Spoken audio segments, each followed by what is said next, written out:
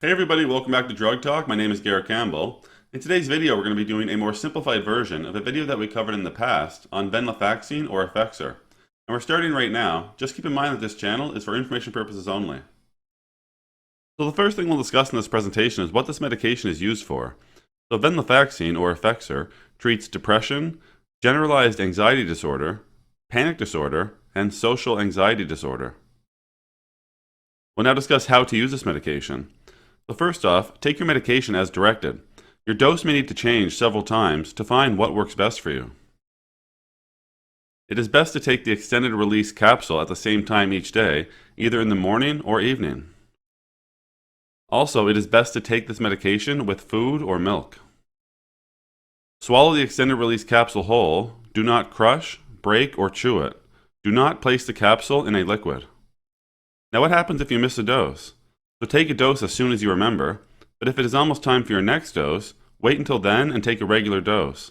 Do not take extra medication to make up for a missed dose. If you cannot swallow the extended release capsule, you may open it and pour the medication onto a small amount of soft food, such as pudding, yogurt, or applesauce. Stir the mixture well and swallow without chewing.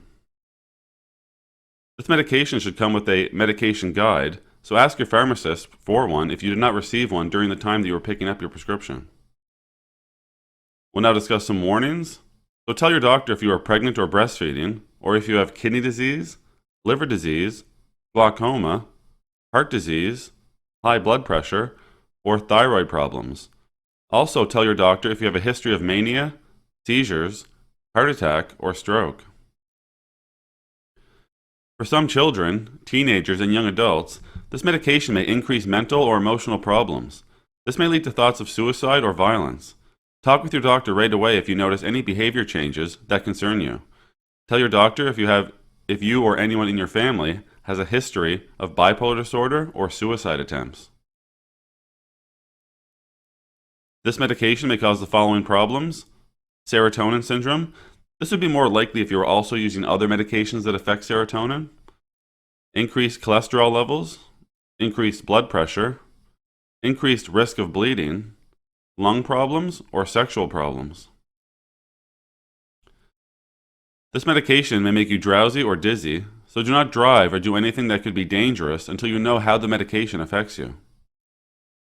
Do not stop using this medication suddenly. Your doctor will need to slowly decrease your dose before stopping it completely. Over the next couple slides, we'll go over adverse events or side effects. For the first two slides, if you experience any of these, you would want to get in touch with a physician right away. So it could be an allergic reaction, which could present as itching or hives, swelling in your face or hands, swelling or tingling in your mouth or throat, chest tightness or trouble breathing. If you have a mixture of anxiety, restlessness, fever, sweating, muscle spasms, nausea or vomiting, diarrhea, or see or hear things that aren't there, then you would also want to see a physician right away. If you experience blistering, peeling, or a red skin rash, also chest pain, cough, or trouble breathing. See a doctor right away if you experience confusion, weakness, and muscle twitching, eye pain, vision changes, or seeing halos around lights,